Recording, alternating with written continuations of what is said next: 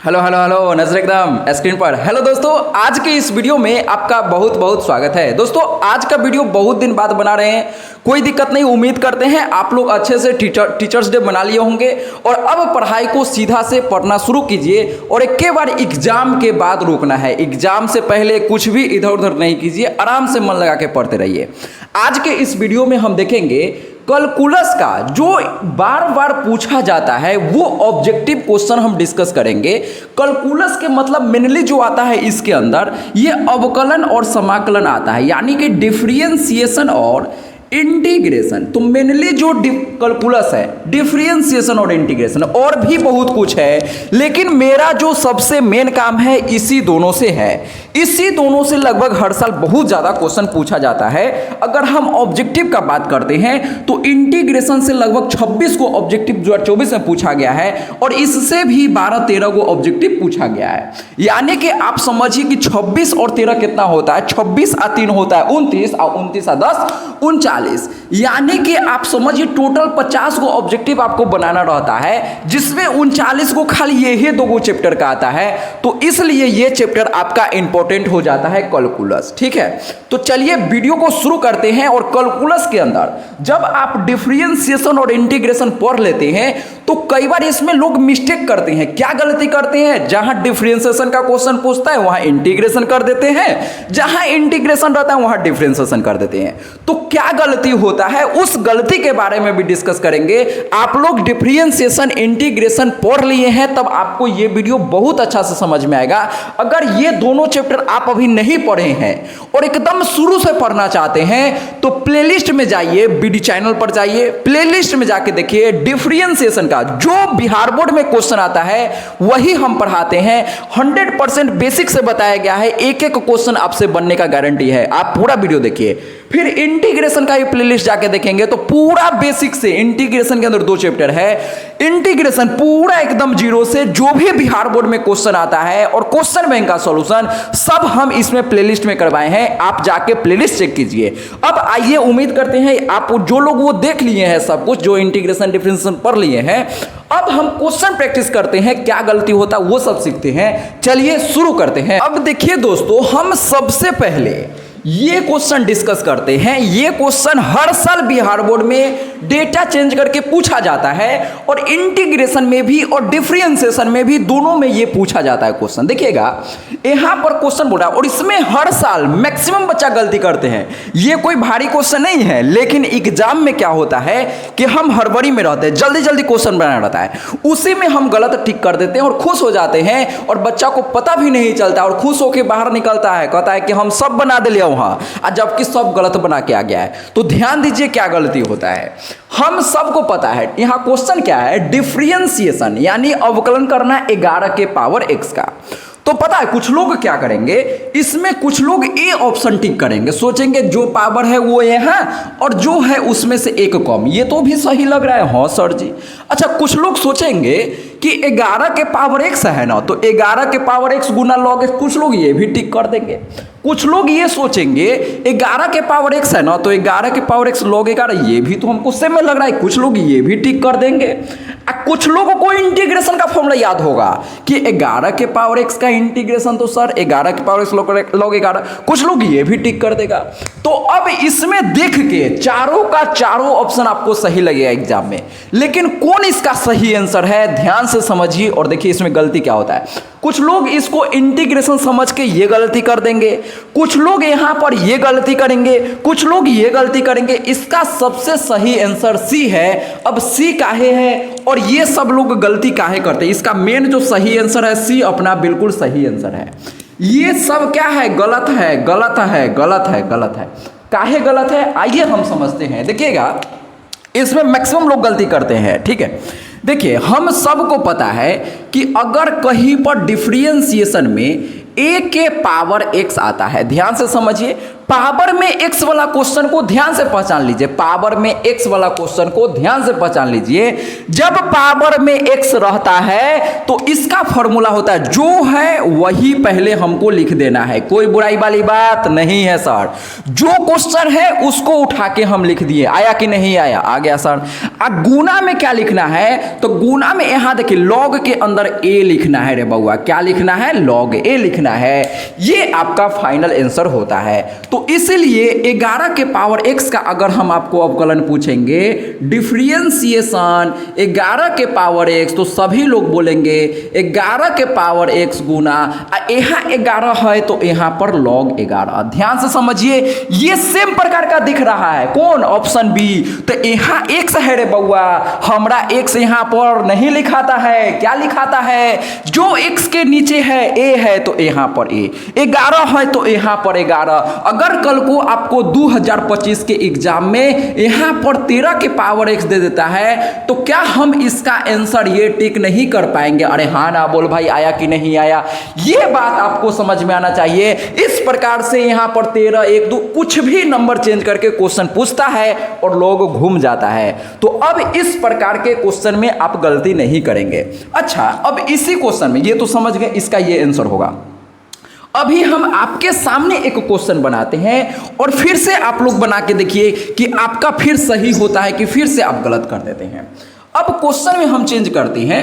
अभी ये डिफरेंशिएशन का क्वेश्चन था, अब हम इंटीग्रेशन का क्वेश्चन बना देते हैं। अच्छा, इससे ये क्वेश्चन बनाने से पहले इंटीग्रेशन का, इसमें समझिए कि ये इसका काहे गलत आंसर है। देखिएगा, अभी जो हम बताए थे आपको डिफरेंशिएशन a के पावर x, तो यहाँ पावर में x है तो एक का आंसर होता है रे बउआ जो है वही, गुना में log a, अरे हाँ ना बोल भाई। तो जब पावर में x रहेगा तो आंसर में log आता है, ये समझना है।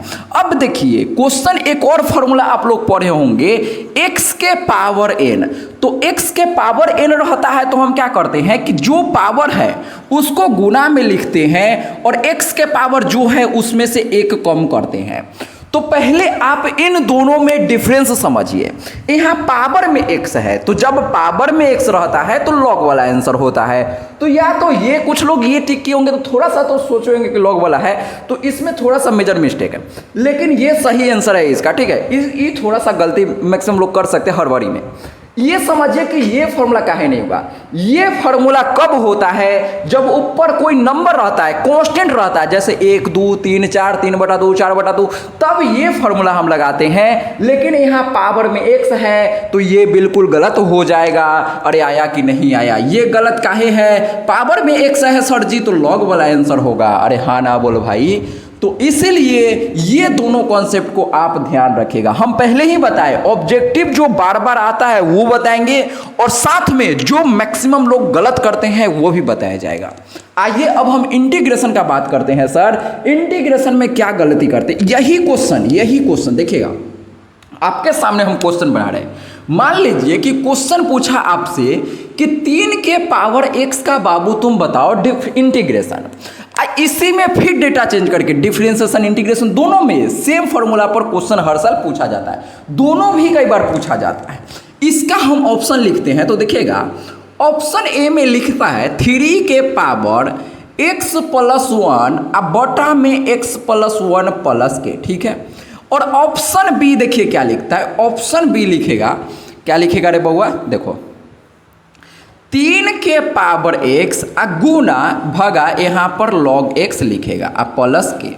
और ऑप्शन सी देखिए, हम आपके सामने अभी क्वेश्चन बना रहे हैं 3 के पावर x और यहाँ पर है log 3 प्लस के। और ऑप्शन डी देखिएगा, ध्यान से देखिए, ऑप्शन डी हम क्या लिखते हैं, 3 के पावर x गुना log 3 प्लस के। तो इसमें आप लोग पहले वीडियो को रोकिए और थोड़ा ध्यान से सोचिए कि इसका क्या आंसर होना चाहिए। हम इसमें अभी गलती बताएंगे, क्या गलती होता है, पहले आप लोग खुद से सोचिए, ठीक है। देखिए अब हम आपको बताते हैं, इसमें कुछ लोग क्या करेंगे, ये वाला फॉर्मूला सोचेंगे कि सर जी x के पावर n का जो फॉर्मूला होता है ना वो x के पावर n + 1 अब बटा n + 1 प्लस के होता है। तो ये फॉर्मूला सोच के कुछ लोग ए ऑप्शन टिक कर देंगे। कुछ लोग क्या सोचेंगे, सोचेंगे ये इंटीग्रेशन का क्वेश्चन है, लेकिन एग्जाम में तो हड़बड़ी में रहते हैं, तो कुछ लोग डी भी टिक कर सकता है, इसका डिफरेंशिएशन तो यही होगा ना। हाँ सर, तो कुछ लोग यहाँ पर डी ऑप्शन टिक कर सकते हैं डिफरेंशिएशन, जबकि इंटीग्रेशन पूछा है तो ये तो गलत है, ये भी गलत है। अब समझिए, कुछ लोग क्या करेंगे, बी टिक करेंगे, कुछ लोग सी टिक करेंगे। सभी ऑप्शन एक जैसा ही दिखता है, लेकिन इसका जो बिल्कुल सही आंसर है सी है। सी काहे है, ध्यान से समझिए। बाकी ये जो है, ये तीनों ऑप्शन क्या है, गलत है। काहे गलत है, ध्यान से समझिए। ये आंसर होता है डिफरेंशिएशन का, तो यहाँ इंटीग्रेशन पूछा है, ये तो पहले ही गलत हो गया। हाँ सर, अगर यहाँ डिफरेंशिएशन लगा देंगे तो ये सही हो जाएगा। दूसरा क्वेश्चन, ये काहे गलत है, तो देखिए जब पावर में क्या है, जब पावर में n रहता है, जब पावर में n का मतलब कांस्टेंट, जैसे 2 3 4 5 1 2 3/2 5/2, कुछ भी जब कांस्टेंट रहता है तब ये फॉर्मूला लगता है। लेकिन सर जी जब पावर में यहाँ पर x आ जाता है तो एक कर फॉर्मूला होता है, जो यहाँ पर है वही लिखते हैं, अब बटा में लिखते हैं रे बउआ log a प्लस के, जो a यहाँ पर है वही a यहाँ पर लिखाता है। तो अगर हम आपसे पूछेंगे 3 के पावर x का इंटीग्रेशन, तो आप क्या बोलिएगा, जो है सर जी वही लिखेंगे, अब बटा में log के अंदर ये जो 3 है उसको यहाँ पर चिपका देना है प्लस के। तो आप देखिए ऑप्शन सी में आपको दिख रहा है। हड़बड़ी में कुछ लोग क्या करेंगे, एक्स वाला टिक कर देंगे, क्या है कि दोनों सेम है, जुड़वा दिख रहा है ना, ये जैसे है वैसे, और यहाँ पर log x। बस ये ध्यान रखना है बउआ, यहाँ 3 है तो यहाँ पर 3 होगा। क्या ये बात समझ में आता है, यस और नो? तो ये गलती आप ध्यान से समझिए। अगर ये क्वेश्चन ऐसा रहता कि बाबू x के पावर 3, तब इसका आंसर होता x के पावर 3 में 1 जोड़ेंगे 4/4 प्लस के, तब ये फॉर्मूला लगता। यहाँ पर ये काहे गलत है, काहे कि पावर में x है, जब पावर में x रहता है तो आंसर log वाला होता है, ये फॉर्मूला होता है। तो सबसे ज़्यादा मेजर मिस्टेक वाला हम ये आपको कहानी समझा दिए हैं। अब आगे और भी क्वेश्चन है जिसमें लोग गलती करते हैं, वो अभी बताएंगे, पहले आप इसको नोट कीजिए। अच्छा, एक चीज़ और ध्यान से समझिएगा, इसी का है, इसीलिए हम यहीं पर आपको समझाना सही समझ रहे हैं। देखिएगा, जैसे आप लोग ये पढ़े होंगे, अगर हम आपसे पूछेंगे कि डिफरेंशिएशन बताओ बाबू e के पावर x का, तो आप बोलेंगे सर e के पावर x ही होता है, कोई बुराई नहीं है। अगर मान लीजिए हम आपसे पूछेंगे यहाँ पर इंटीग्रेशन e के पावर x का, तो इसका इंटीग्रेशन भी e के पावर x प्लस के होता है। इसका मतलब ये है कि सर e के पावर x का डिफरेंशिएशन भी e के पावर x, e के पावर x का इंटीग्रेशन भी e के पावर x, लेकिन ये के कहाँ से आ गया? तो याद रखिएगा कि इंटीग्रेशन का जब भी क्वेश्चन आता है तो उसका आंसर में हम प्लस के ऐड करते हैं, ये के सब में ऐड करते हैं, जो आंसर आएगा उसमें। तो e के पावर x का इंटीग्रेशन e के पावर x, और के तो हम हमेशा ऐड करते हैं। हाँ सर जी। अब देखिए, तो e के पावर x का डिफरेंशिएशन पूछे चाहे इंटीग्रेशन पूछे, ये सेम है, क्या है, ढीठ है, ढीठ, एक नंबर ढीठ है, इसमें कोई चेंज नहीं होता है। e के पावर x का इंटीग्रेशन भी e के पावर x, डिफरेंशिएशन भी e के पावर x, ये बात आपको याद होना चाहिए, नोट कीजिए। अब आइए दोस्तों, हम अगला कहानी के बारे में आपको बताते हैं कि क्या गलती लोग करता है। जैसे आप लोग ये पढ़े होंगे कि अगर हम आपसे पूछते हैं डिफरेंशिएशन बताओ बाबू साइन एक्स का, तो आप लोग खुशी खुशी बोलेंगे कि सर जी कॉस एक्स होता है, कोई बुराई नहीं है। अगर हम आपको बोलेंगे डिफरेंशिएशन कॉस एक्स का बताओ, तो आप बोलेंगे माइनस साइन एक्स होता है।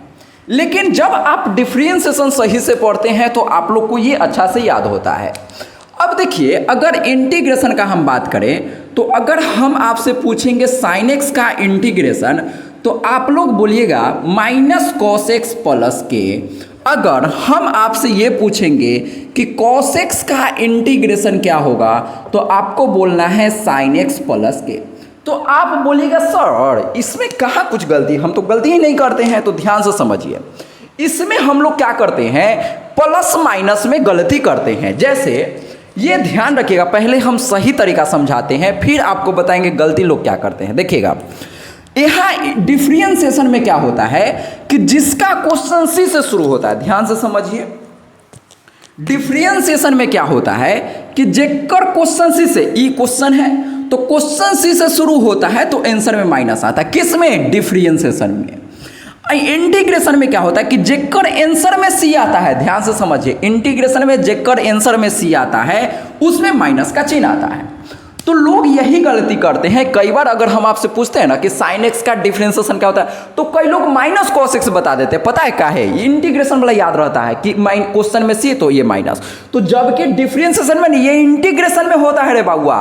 कई बार लोग से हम पूछते हैं कि कॉस एक्स का इंटीग्रेशन क्या होगा, तो लोग बोलता है माइनस साइन एक्स। अरे बउआ क्या हो गया है दिमाग को, हम क्या समझा है, जो लिखा वो सही लिखा हुआ है। अगर इंटीग्रेशन में, इंटीग्रेशन का क्वेश्चन आंसर में सी है, इंटीग्रेशन में आंसर में सी है, देखो साइन एक्स का कॉस एक्स तो होगा, माइनस होगा कि प्लस होगा ये समझना है। जैसे कॉस एक्स का साइन होगा, प्लस होगा कि माइनस होगा ये याद रखना है। तो अगर आंसर सी से शुरू है, आंसर इंटीग्रेशन का आंसर अगर सी से आता है तो उसमें माइनस का चिन्ह आएगा। अगर डिफरेंशिएशन में क्वेश्चन सी से शुरू, इसमें क्वेश्चन डिफरेंशिएशन में, इंटीग्रेशन में आंसर, क्वेश्चन सी से शुरू तो आंसर है माइनस। ये लाइन आप अपने कॉपी में नोट कर लीजिए।